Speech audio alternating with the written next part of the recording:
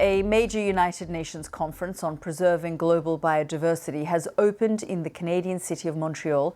More than 10,000 delegates, including scientists, government officials and activists, are taking part in COP15. Over the next 2 weeks, they will try to agree on how to preserve sensitive ecosystems. The UK is among countries pushing for an ambitious deal to protect the planet's ecosystems, but as one of the most nature-depleted countries in the world, its own record is under scrutiny. Helen Briggs reports from the English county of Somerset. A great egret making the most of a winter wonderland at wetlands on the Somerset levels. In winter, generally on wetlands and on estuaries, you get larger congregations of birds. As governments meet to agree tough new targets for protecting life on Earth, conservation charities are calling for urgent action to restore nature. We are in a major extinction event. We've not seen species become extinct at the current rates as they are now since the dinosaurs. So, a million species, 1 in 5 species are at risk of extinction. So we need to halt that decline by the end of 2030 and need to be actually recovering nature by that point. Born out of an industrial past, this reserve shows how, with a bit of help, nature can heal itself. So 25 years ago, this was an industrial landscape where they dug peat out of the ground. Now it's precious wetlands full of wild birds. All different types of species come here to feed. But wildlife groups say while the UK is pushing for ambitious targets in Montreal, it's not doing enough domestically. So the government has led a really good level of ambition coming into Montreal, particularly looking at 30% of land and sea protected by 2030. And that's essential if we're going to reverse nature's catastrophic decline. But fundamentally, the UK government needs to be delivering on that here as well, at home. And we're not yet seeing that. Only 3% of the land and 8% of our seas are effectively protected. The government says nature plays a crucial role in all our lives, and it's working with other countries to put the natural world back on the road to recovery. These salt marshes on the Somerset coast are another example of how a nature-depleted world can be turned around. Old farmland has been flooded to provide space for nature. What we can learn from what we've been doing here at Steart Marshes by restoring wetlands on this sort of scale is that we know that the wildlife's coming here and it's supporting biodiversity, but we're helping, there's the health and well-being benefits to people, carbon storage properties. They are vital for our fight against climate change, so the time to act is now. Places like this offer a glimpse of a more nature-friendly future, but scaling it up will be a massive challenge. Helen Briggs, BBC News, Somerset. With me here in the studio is Naveen Singh Khadka, BBC World Service's environment correspondent. Naveen, we've just had one COP. This is another COP. How many conferences can we have in a year on climate? Well, see, I mean, they sound quite similar, but there is a fundamental difference, yet they are related. So that one was about climate per se, and this is about biodiversity. It's about the web of life, everything included in on this planet, how we live, how we survive. But the thing is, what's happening here is climate change is changing all that. And these different elements of biodiversity, ecosystems, are supposed to help us to fight those changes, to fight off, and also to safeguard ourselves, for example, from floods or from storms, landslides or whatever. But the thing is, climate change is changing all those biodiversity. And biodiversity, when they change, for example, when land changes, they emit more, greenhouse gases, and there is this climate change again. So there is this what is called as doom loop. And that's why they are talking about it. And so you see one after another these conferences happening.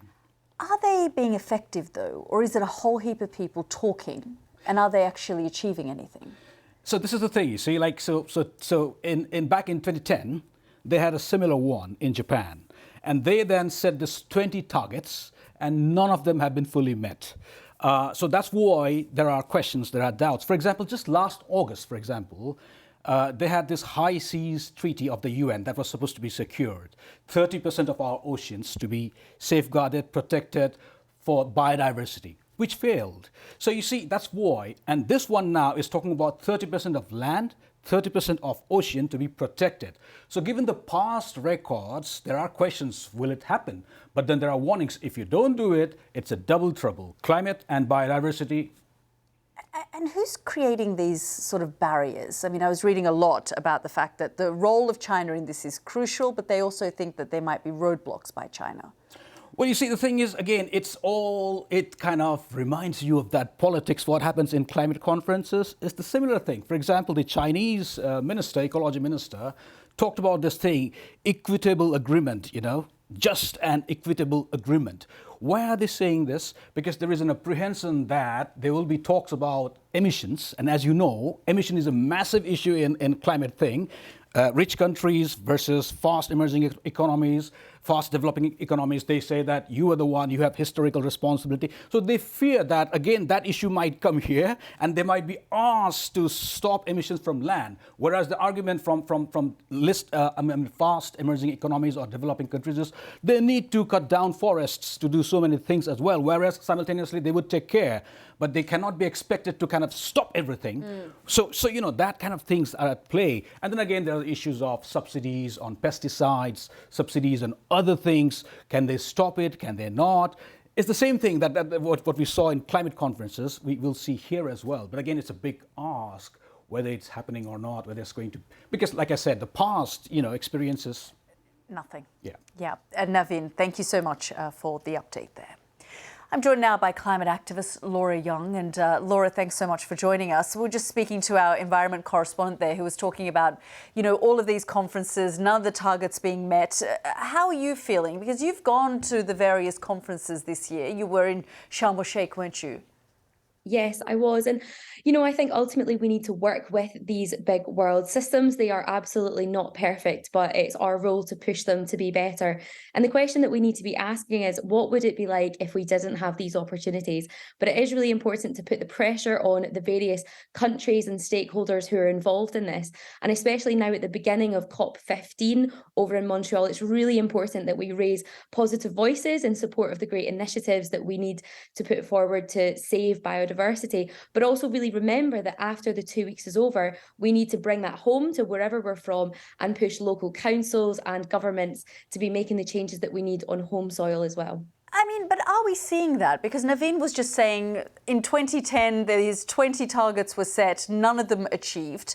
We keep getting these warnings from scientists. And at the same time, we're seeing no action, just kind of doom and gloom in the language that's being used, but whether that's by governments or policymakers, but there's never any accountability. It's really frustrating. And I think you can even look back on the last 12 months to see that action within the climate and biodiversity space has been lacking. And I think that's mainly due to the fact that we don't have joint up thinking. Actually, a lot of the crises globally that we're facing, climate, biodiversity, cost of living, many conflicts stem back and root together. And we need to be looking at how we can combat these in a multidisciplinary way, in a way that brings benefits to all of these. And I think we really need to be looking at ourselves and say, how do we not silo? How do we not forget about these crises that are happening in the background, that are continuing, and really promote joined up thinking when it comes to combating all of these different topics.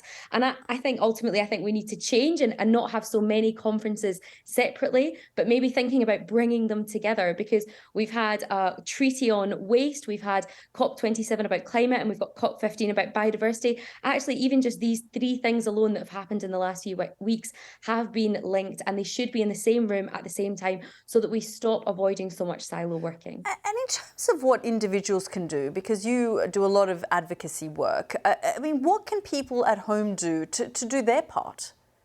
It's a great important question, and actually just a stat to reflect that. I'm based in the UK, and in England alone there's more land in people's back gardens than there is in nature reserves. So even just looking after the local spaces that we have is so important. Even if you don't have a garden, I used to live in a top floor flat in Edinburgh, and I had flower boxes on my windowsills with wildflowers for the bees and the pollinators. But we can be engaging in our local council areas to think about the green spaces that we have, how we can make them more biodiverse, care for the natural water and marine environments that we have.